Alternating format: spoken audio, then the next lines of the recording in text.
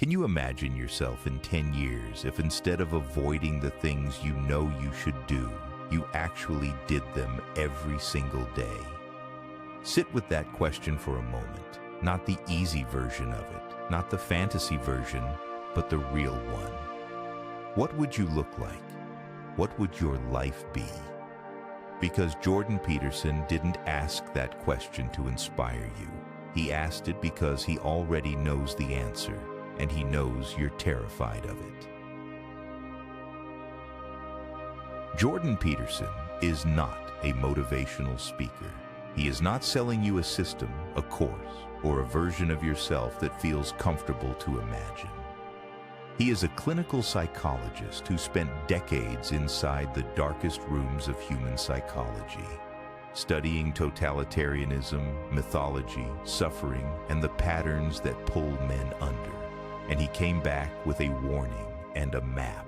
The warning is this: most people are not failing because the world is against them.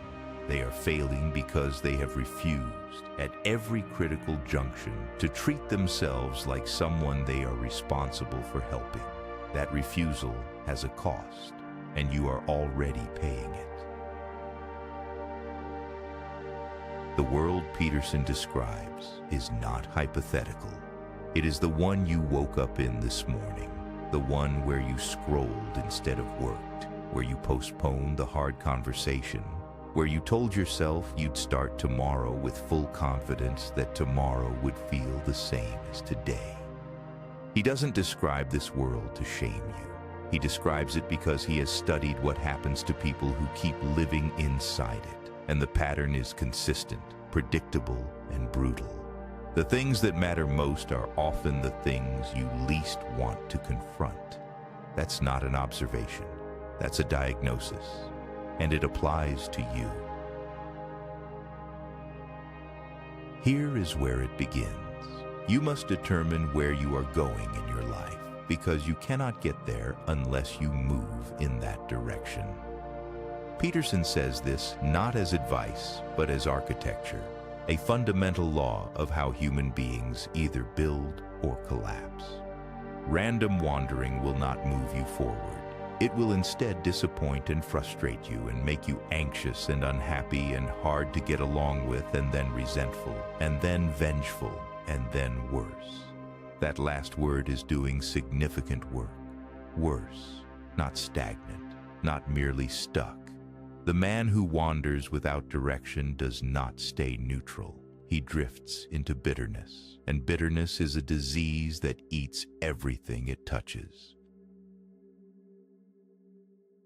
You cannot build what you have not named. Identity is not something you discover by waiting. It is something you define before you can construct it. You are not a fixed object waiting to be uncovered.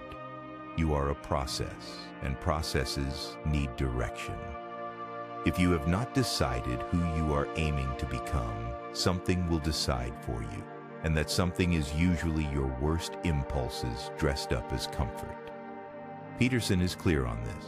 The better ambitions have to do with the development of character and ability, rather than status and power. Status you can lose. You carry character with you wherever you go, and it allows you to prevail against adversity. Name what you're building, or watch something else get built in its place. This is the hardest part for most people, not the work, but the commitment that precedes the work. To say yes to one direction is to say no to everything else. You're going to have to say no to many things to say yes to one thing. And most people, terrified of closing doors, close nothing, and therefore open nothing either. They keep their options wide and their progress zero. Responsibility, in Peterson's framework, is not a burden placed on you by others. It is the structure through which a human life becomes navigable. Take ownership before you take action. Refine your personality. Define who you are. Choose your destination and articulate your being. Without that, you're not free. You're just lost with more excuses. Now comes the comparison trap, the one that kills quietly and without drama. You look at someone else's life and you measure your insides against their outsides. You see their result and compare it to your process. You see their highlight and compare it to your ordinary Tuesday. And you conclude you are behind, or lesser, or simply not enough. Peterson cuts through this directly. Compare yourself to who you were yesterday, not to who someone else is today. Because that other person is not your standard. They are not your competition. They are not your benchmark. The only race that is real is the one between who you are right now and who you know in the quiet parts of yourself you are capable of becoming. There is chaos inside you.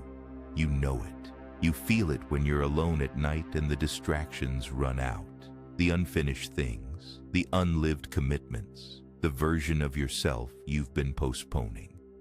Most people manage this chaos by avoiding it, staying busy, staying shallow, staying comfortable. But avoidance is not management. Avoidance is compounding interest on a debt that is already overdue. You should be better than you are, but it's not because you're worse than other people. It's because you're not everything you should be. Peterson does not say this to wound you. He says it because the gap between what you are and what you could be is real, and pretending otherwise serves no one, especially not you. Character is the only currency that doesn't devalue. You can lose your status in an afternoon. You can lose your money, your reputation, your health. But the man who has built genuine character through discipline, through honest confrontation, through the voluntary carrying of difficulty, that man is not destroyed by hard circumstances. He is revealed by them. Stand up straight with your shoulders back. Peterson means this literally and metaphorically. It is the posture of a person who has accepted the terrible responsibility of life with eyes wide open. Not the posture of someone who has been defeated, the posture of someone who has decided. These are different people. You can see the difference across a room. Don't underestimate the power of vision and direction. These are irresistible forces, able to transform what might appear to be unconquerable obstacles into traversable pathways and expanding opportunities. This is not optimism. This is mechanics. When you have a clearly defined aim, your perception reorganizes around it. Problems that were walls become doors.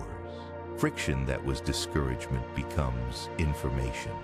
The man without direction sees only obstacles because obstacles are all there is to see when you have no destination. The man with direction sees the same landscape and finds paths. The difference is not circumstance. The difference is whether you have bothered to define what you are moving toward. Meaning is not found in ease. Peterson has been explicit about this his entire career. The purpose of life is finding the largest burden that you can bear and bearing it. That is not a pessimistic statement. It is a call to rise. Happiness, as most people chase it, is a byproduct. It shows up uninvited when you are doing something that genuinely matters. But suffering, difficulty, and the voluntary carrying of weight, those are the raw materials of a meaningful life. Life is suffering, and that's not a pessimistic statement. It's a call to rise. Pursue what is meaningful, not what is expedient. The expedient path is always available, and it always costs more than it appears. He whose life has a why can bear almost any how. Nietzsche understood this. Peterson understands this. And on some level, you understand it too, because you have felt the difference between suffering with a reason and suffering without one. With a reason, the weight becomes bearable. Without one, even small loads break you. The question is not whether your life will be difficult, it will be. The question is whether you will dare to do the most difficult thing that you can conceptualize and trust that your life will work out better than if you do anything else. You must let go of who you were to become who you need to be. That sentence is a door. Most people read it and walk past it.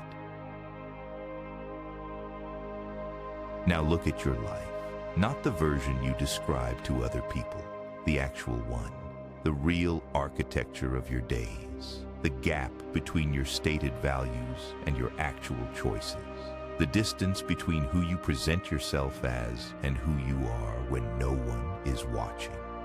This is not judgment, this is clarity. The gap is there, you know it's there, you have always known, and closing it has a cost, real cost, not the romantic kind you imagine when you're feeling motivated, but the actual daily cost of choosing difficulty over comfort, honesty over convenience, identity over impulse. It's not the load that breaks you down, it's the way you carry it, and you have been carrying yours sideways for a long time. You already know what you need to do. That is the truth Peterson keeps returning to, and it is the most confrontational truth of all. Not that you lack information, not that you need better strategy, not that the world hasn't given you enough. You know, you have known. The only variable left is your choice, made not once in a moment of inspiration, but every single morning, in the quiet before the excuses arrive. So here is the only question that matters now. Can you imagine yourself in 10 years if instead of avoiding the things you know you should do, you actually did them every single day? And that right there, that's powerful. The answer is waiting. It has always been waiting. The only thing standing between you and it is the decision you keep postponing. Always remember, if you can be anything in life, be a Stoic.